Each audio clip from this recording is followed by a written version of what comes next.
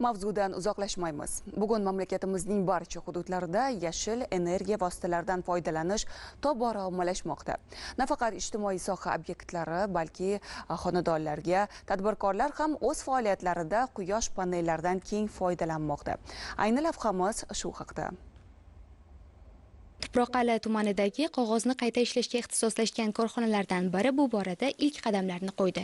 Korxona oyiga 50 kilovat elektr energiyasi iste'mol qiladi. Yaqinda bu yerda quvvati 200 kilovat bo'lgan quyosh panellari o'rnatildi va natijada korxona elektr ta'minotining 50% ni mustaqil ravishda qoplash imkoniga ega bo'ldi. Bundan tashqari korxonaga qo'shimcha yana 200 kilovatlik quyosh panellari o'rnatish ishlariga kirishildi. Ma'lumot uchun, joriy yilning o'tgan davri mobaynida Xorazm viloyatida jami 3459 ta obyektga 52,5 megavat quyosh panellari o'rnatildi va yashil energiya axborot tizimi orqali ro'yxatdan o'tkazilib, belgilangan tartibda tasdiqlanishi ta'minlandi.